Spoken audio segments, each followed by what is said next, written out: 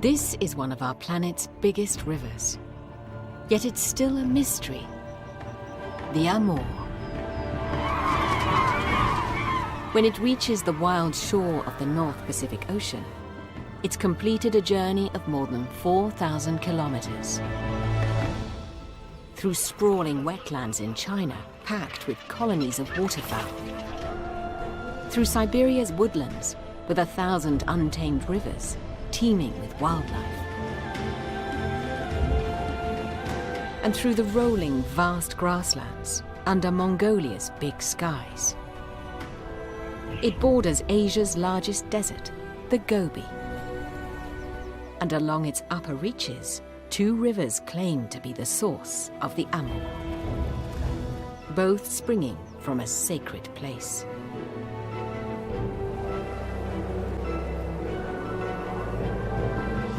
One constantly fights the desert. The other has banks lined with lush green vegetation.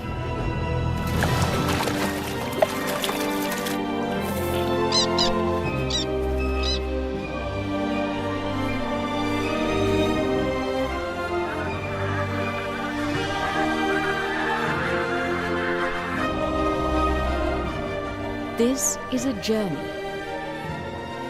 to the source of the Amur, Asia's Amazon.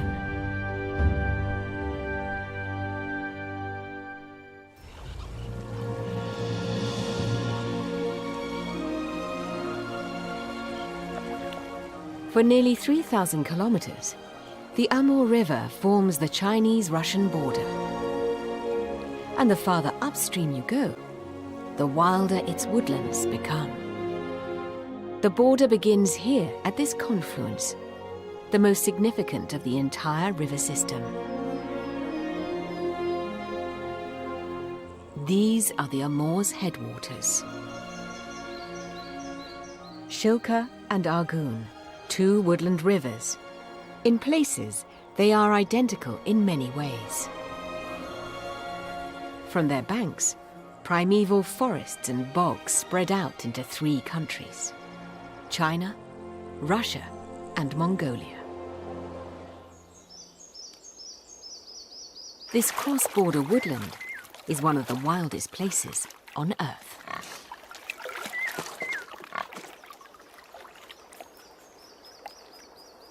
In these northern forests along the Amur's headwaters resides a top canine predator: the wolf. Prey animals like the wild boar are normally the target of the tiger. But here, they're also hunted by packs of timber wolves.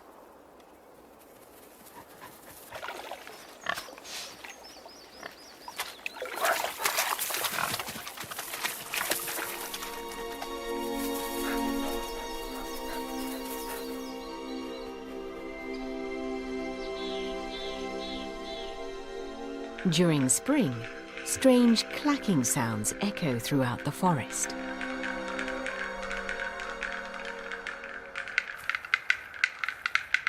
Male black-billed capercaillie perform and display for the females on a well-worn patch of ground called a lek.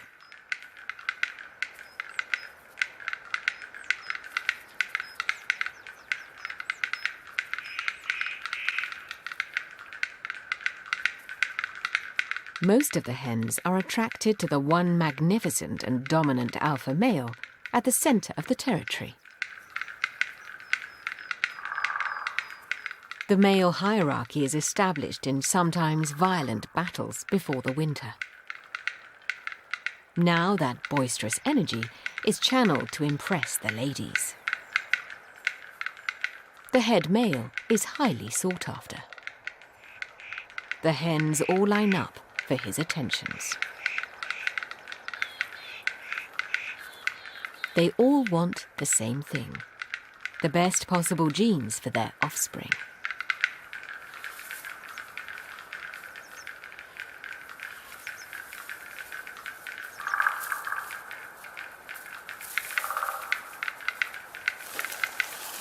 And they wait patiently for their turn.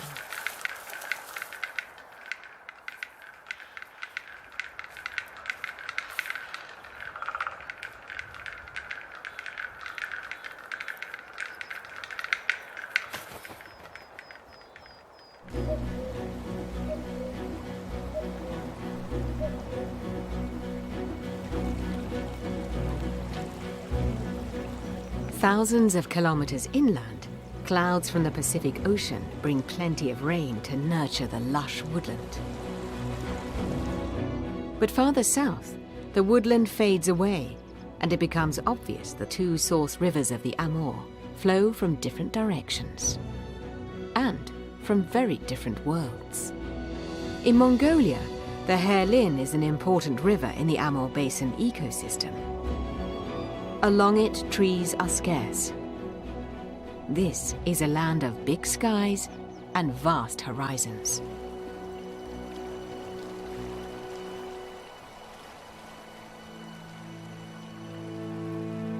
The Mongolian steppe, part of our planet's biggest grasslands. Towards the south, it slowly morphs into the Gobi Desert. It's like Asia's version of the Serengeti. Each year, 1 million Mongolian gazelles migrate across the plains that stretch along the Amur River's upper reaches. Herds can number in the tens of thousands. Once they have left their winter grounds, nothing can stop their epic journey.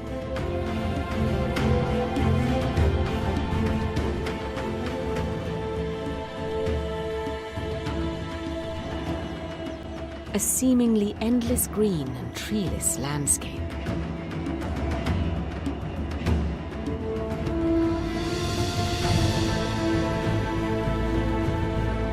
Traveling towards a specific destination, the herds of gazelle follow a variety of routes from year to year, depending on the climate.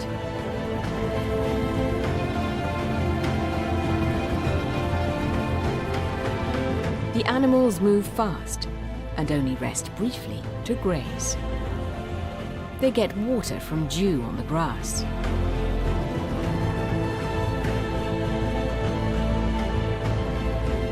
Most of the females are pregnant.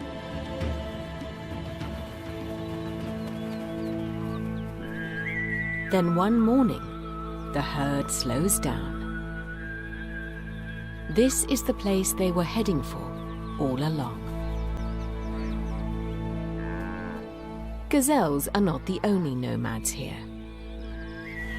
Mongolian herdsmen are also on the move, and have been for thousands of years, yielding to the rhythm this land dictates. The only way to make a living here is grazing goats, sheep, and cattle.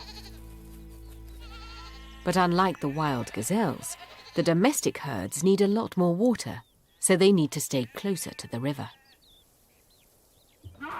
Both depend on ever-fresh pastures. Mongolia is a land with very few paved roads. Yet these people of the steppe are quite capable of getting around.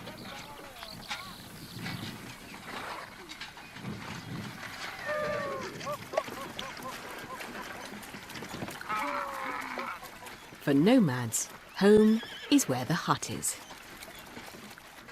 Usually by a river where the grazing is good.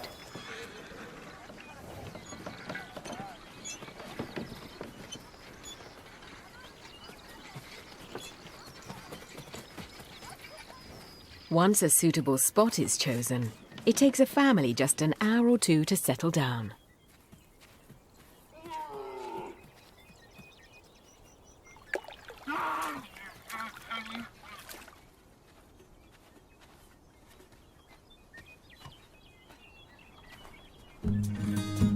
Over thousands of years, the Mongolian yurt was developed to such perfection that it has remained almost unchanged.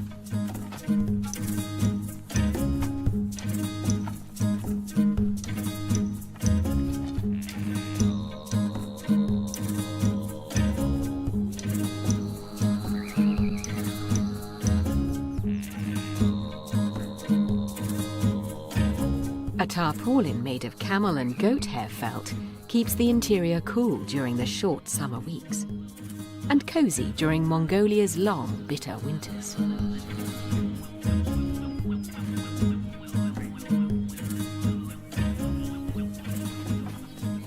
Nomadic herding requires wide open spaces. And if this empty landscape has anything to offer, it's that. Sandwiched between Russia and China, Mongolia has around the same area as France, Spain, Germany and the UK combined, but is home to only around 3 million people. Since the days of Genghis Khan, around 800 years ago, not much has changed out here. But the question is, how much longer will things remain that way? The vast Mongolian steppe may appear devoid of life and activity. But look more closely and there's a fair bit of action happening on the ground. Until a few days ago, these young Tarbagan marmots were underground. Now they're old enough to explore the great outdoors.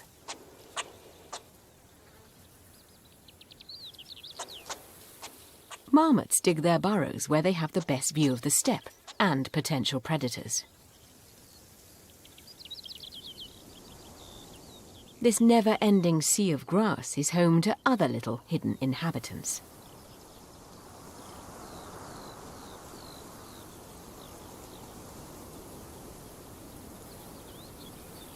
Resting low in the grass are thousands of newly born gazelle calves. Staying invisible is their best protection. Their mothers leave them like this all day. These are the calving grounds of the Mongolian gazelles. The only place where the herds stay put for a week until the calves are ready to run with the mothers. A few times a day, the mums find their calves to suckle them.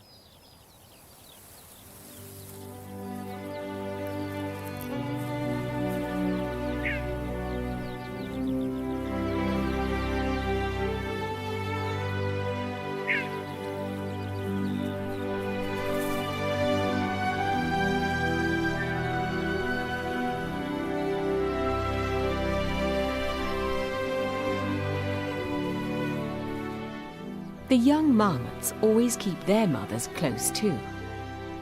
When all mums on the steppe are relaxed, the little ones feel safe.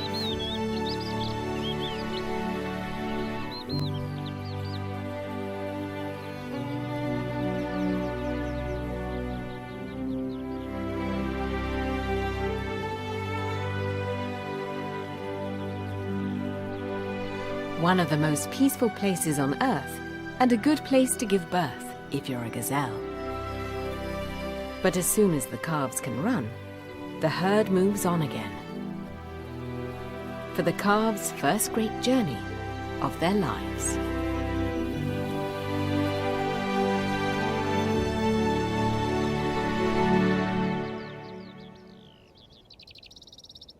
In a land with no trees, birds need to get creative. Eagles usually nest up high, but these 3 steppe eaglets were hatched here and will be raised here.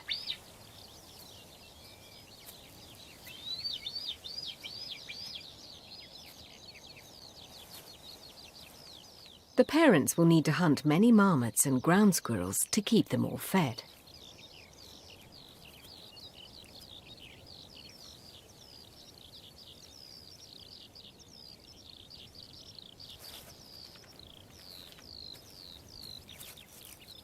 The number of predators there are always depends on the number of animals there are to hunt.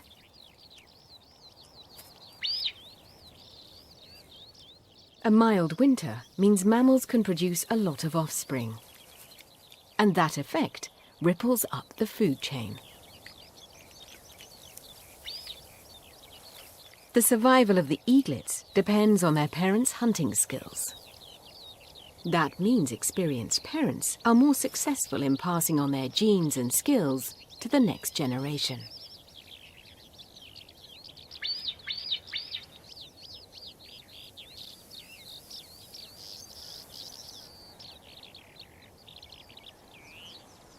Young marmots also benefit from their parents' experience. Older mothers can better judge a safer burrowing site.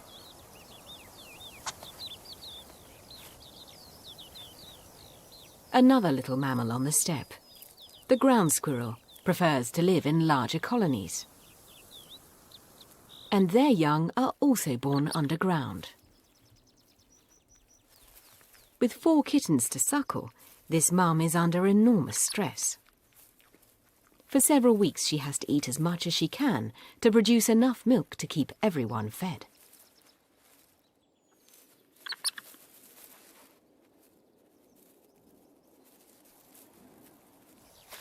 When she gets out to eat, it's certainly not relaxed dining. Ground squirrels and marmots always need to keep their eye on the sky. The eagles constantly monitor all the mammal dens in their territory.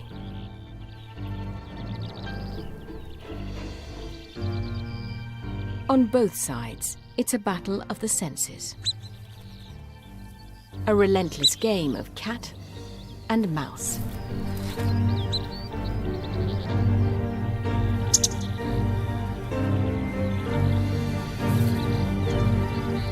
Straying too far from home can sometimes be a mistake.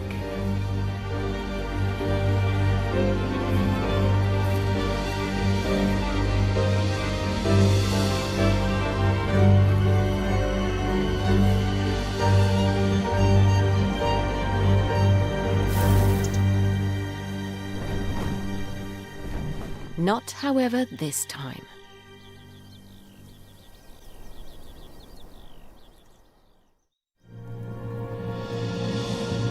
The Herlin, a tributary of the southern branch of the Amur River's headwaters in Mongolia.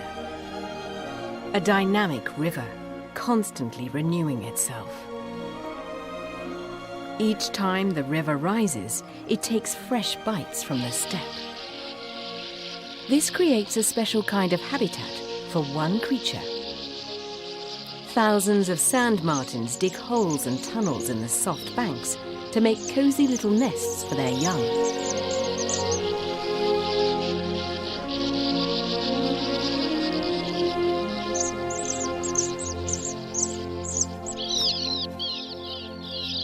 The fine damp sand of the steppe is the perfect building material. Soft enough for tunneling, and solid enough for the nests to last until the chicks fledge.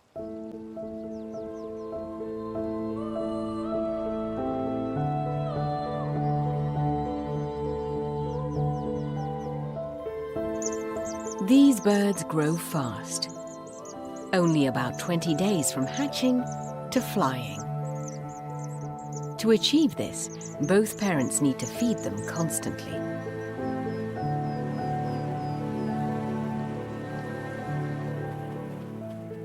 Lush grass along the riverbank keeps herds of cattle close and well fed.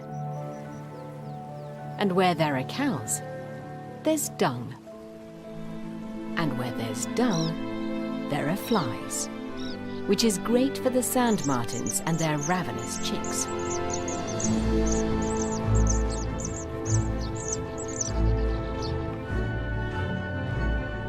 Moving away from the lush green grass by the river, patches of brown soon begin to dominate the landscape.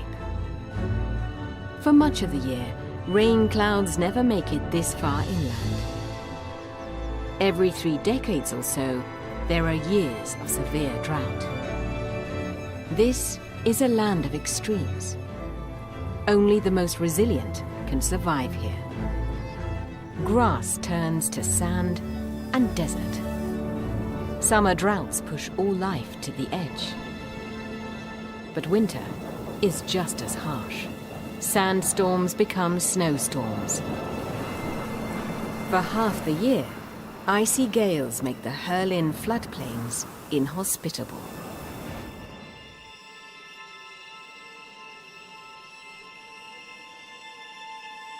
The best place to sit out the winter is upstream, by the southern slopes of the mountains.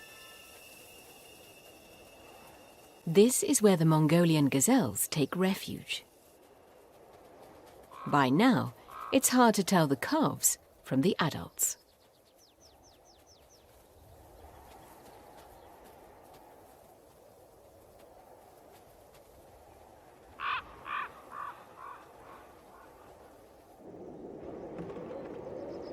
The Mongolian herdsmen have to adjust to the changing seasons as well. In summer, they let their herds roam freely.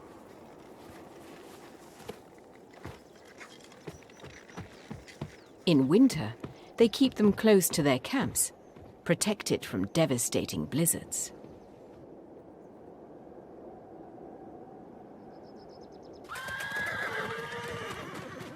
These southern slopes offer more sun and less wind. In the open plains, gales can be deadly.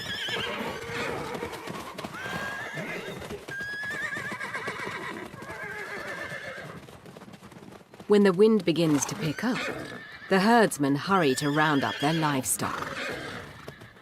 And in a blizzard, the wind is not the only thing to fear.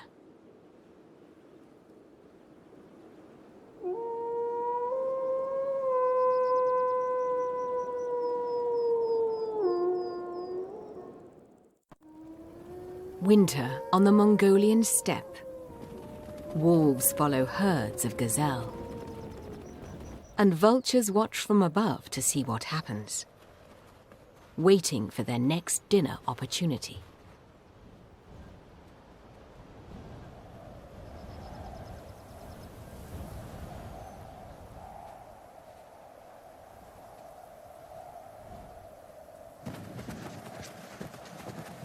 Two humped Bactrian camels are well suited to the climate with their thick woolly coats and enormous body mass. Temperatures can drop to a breathless -45 degrees Celsius. But standing close together gets them through a particularly cold night.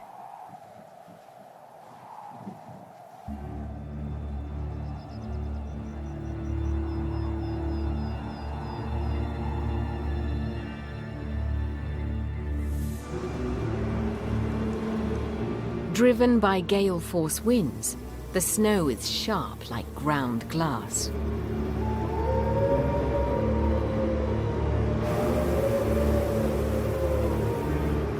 These nighttime conditions are perfect for the wolves.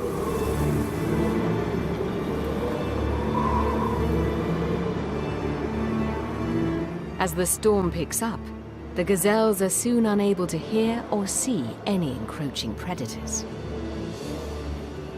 So the wolves close in.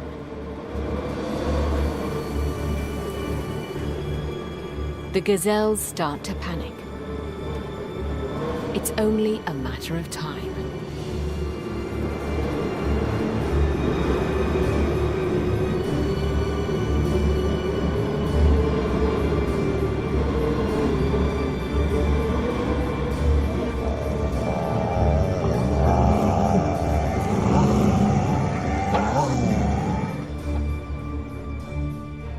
At daybreak, the wolves have vanished.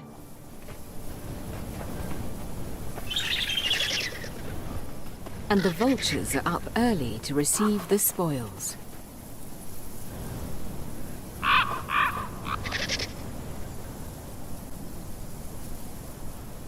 Black vultures are among the world's biggest birds of prey.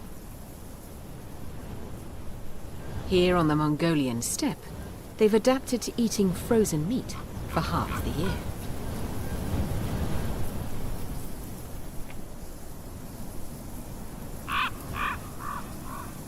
The harshest of winters is their season of plenty. Thanks to the wolves. A pair of black vultures will defend their territory and their meals together. They are partners for life.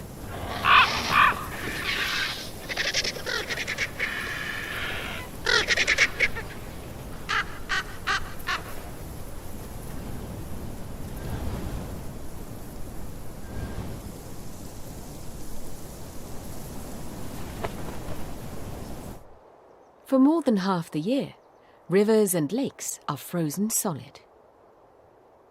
The air is as dry as in the middle of the Gobi Desert.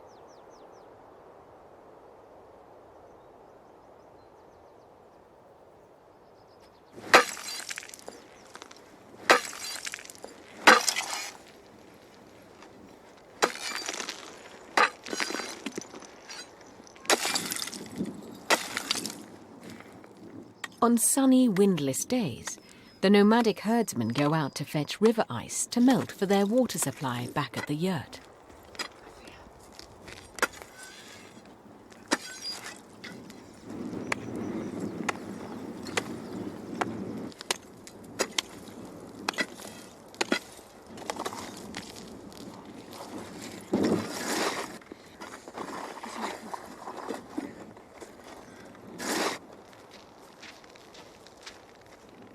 Water storage for them has to last. Because of the strong gales, there'll be days when it's impossible to leave the yurt. For thousands of years, Bactrian camels have been the best and often the only means of transport in Central Asia.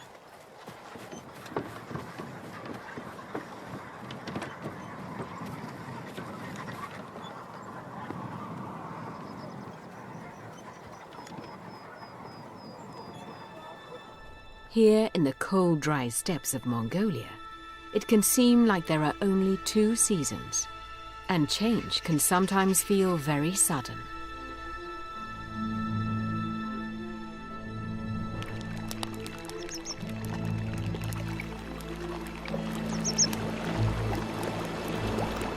After half a year of bitter cold, all living things yearn for summer. But sometimes summer on the Herlin River can be even harsher than the winter. Plants and animals have not only been longing for warmth, but also for water. But frequently the long, narrow oasis of the Herlin struggles against the encroaching desert.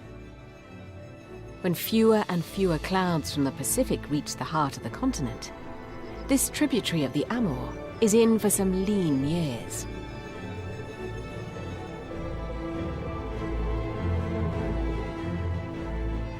Every summer is more severe, until the river slowly dries up.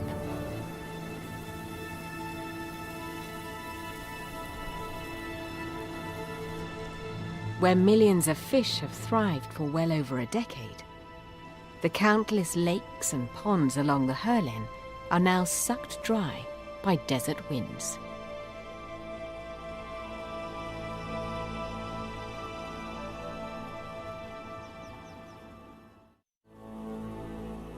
Where morning mists used to drift along the Herlin River, the wind now drives salty dust across the steppe.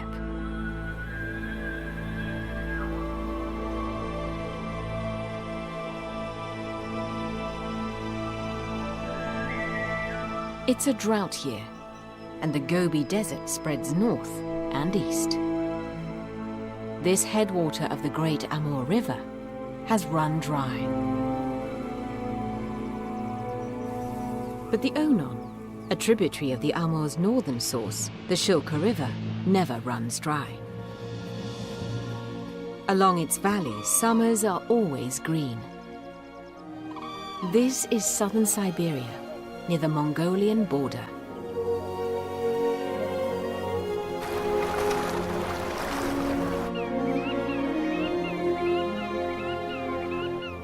Though the Herlin wetlands may dry up, the amphibians and fish of the Onon are safe.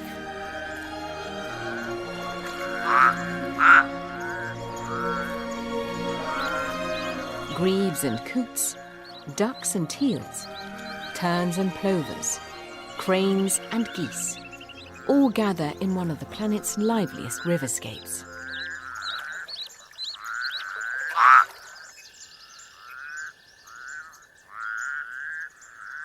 Among the Onon's oxbows, islands and bogs, wetland creatures can wait out the drought years that plague the south.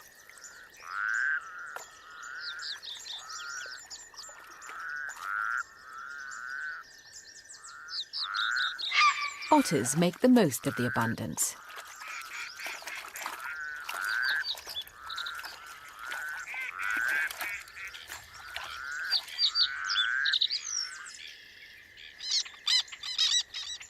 Birds can react to a drought and shift their breeding grounds from south to north for a few years.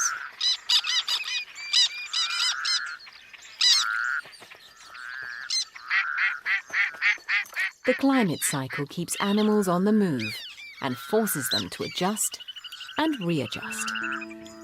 For most of its length, the Onon runs through Russian territory. On its banks, Russian pioneers built a village. They've been here for 3 centuries. Far from any city, paved road or railway, and nearly 5,000 kilometers east of Russia's capital, this outpost is still self-sufficient. Nature supplies the villagers with whatever they need.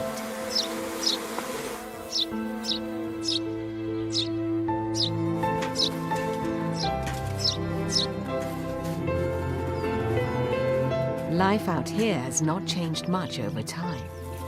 It's never been extravagant.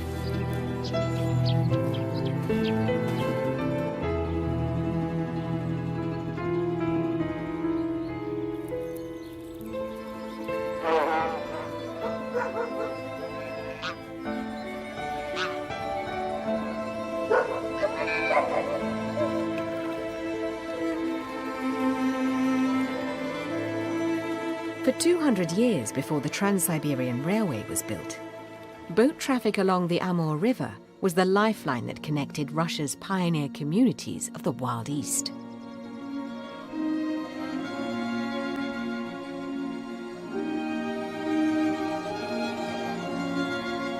In summer, traders and troops traveled on water. In winter, on solid ice.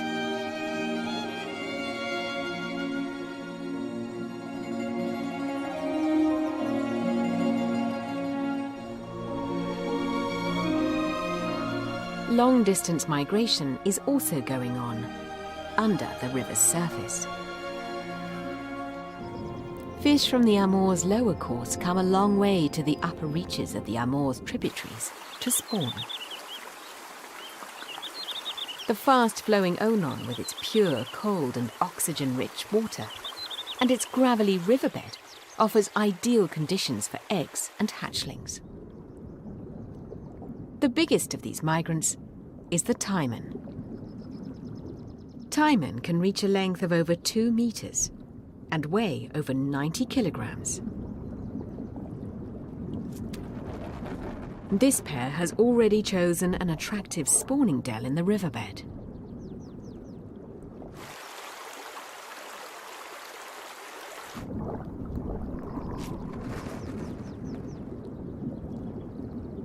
A good spawning spot should have rough gravel with pebbles just the right size to hold the eggs and with just the right force of current to keep them free of sand and silt. Male and female synchronize their bodies in order to simultaneously release eggs and sperm.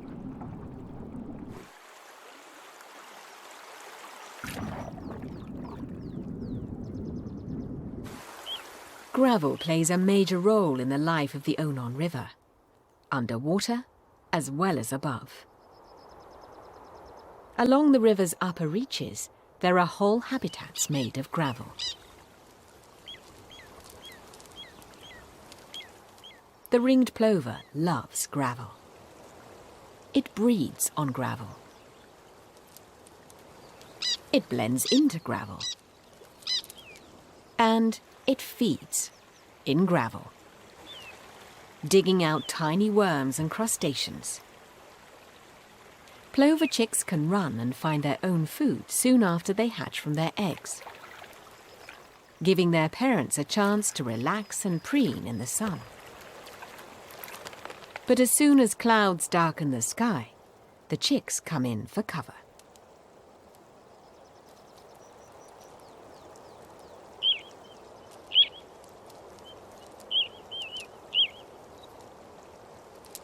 One of the Onon's more adorable natural wonders.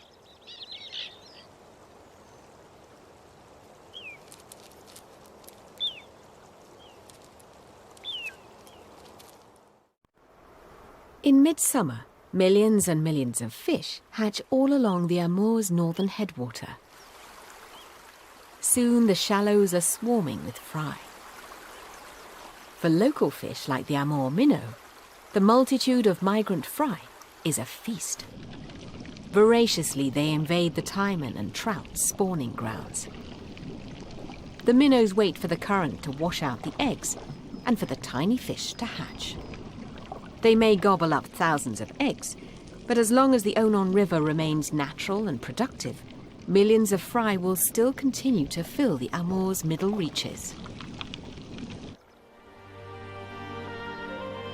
The life of a great wild river has its ups and downs. Some are extreme. Some come in regular cycles. After years of drought, the dry spell is broken.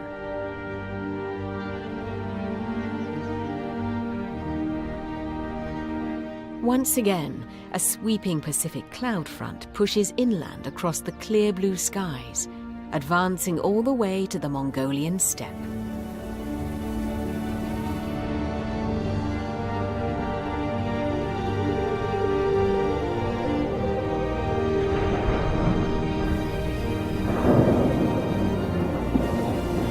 The downpours can be massive. Within days, the parched grasslands turn green. Herds can return. Water brings back life.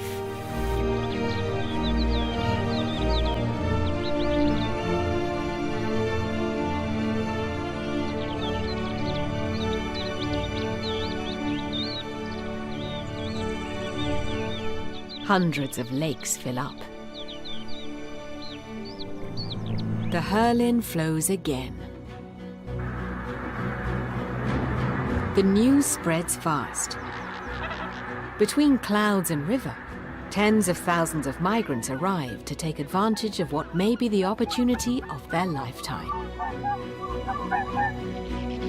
Once again, wetlands are spreading out. Young animals are everywhere.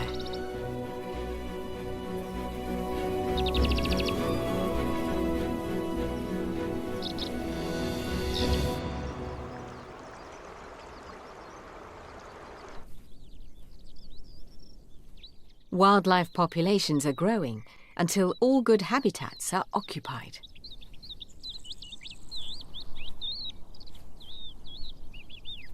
The young demoiselle cranes stay with their parents through the entire summer. The parents show them the best feeding grounds, meadows full of little reptiles.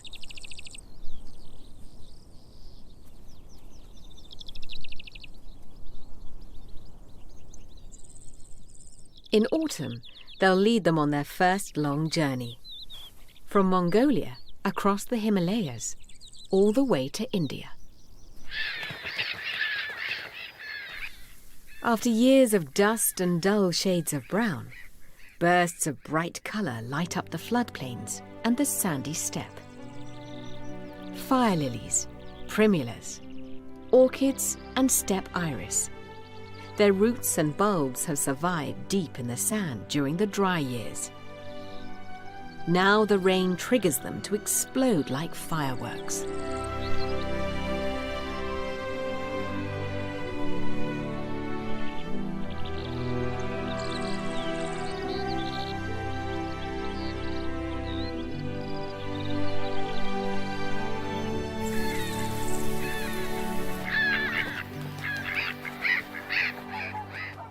The wetlands of the Amur's two headwaters play an important role in the migration patterns of many birds.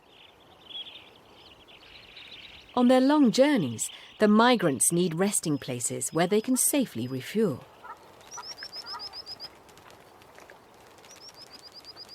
Among these birds, the swan geese stand out. Their feeding habits are unique. They dig deep craters into the mud to get to the tender roots of bog plants. In contrast, avocets scan the shallows near the bank for small crustaceans and insects. This way, there's plenty of food for all. Black-tailed godwits poke deeply into the fine silt for mollusks and worms.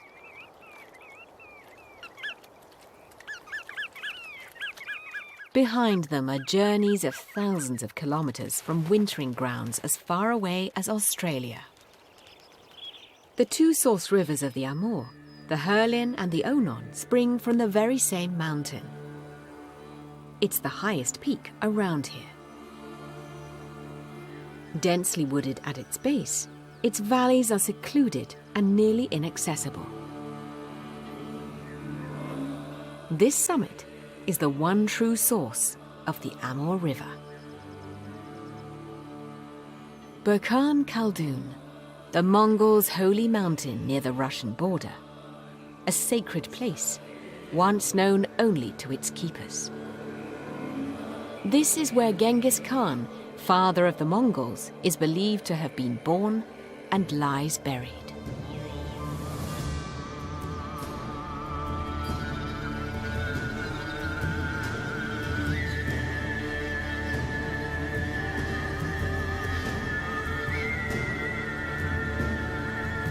He established his empire here and decreed this to be holy ground, its wild nature never to be touched. For 8 centuries, the Mongols have respected the Khan's command. The sacred mountain of Genghis Khan milks the very last clouds drifting inland from the Pacific, and ultimately feeds the source rivers of the Amur. These rivers link the arid steppes of Mongolia to the pristine woodlands of Siberia and northern China. From their confluence downstream, the Amur River runs through some of the planet's largest unbroken forests. The river soon gathers momentum.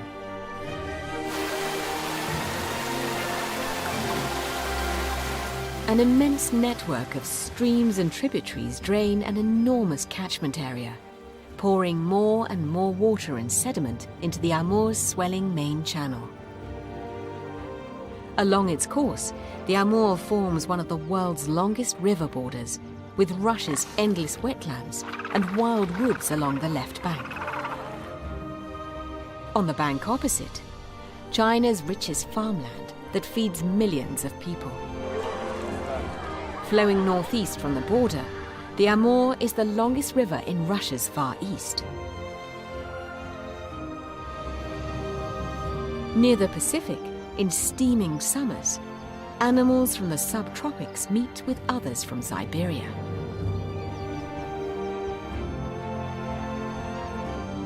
The stately Amur drains into the Okhotsk Sea, which boasts one of the richest ecosystems on the planet. But this is not the end of the river's journey. The cycle will begin anew, with Pacific clouds drifting inland and feeding the network of waterways that makes up the Amur, Asia's Amazon.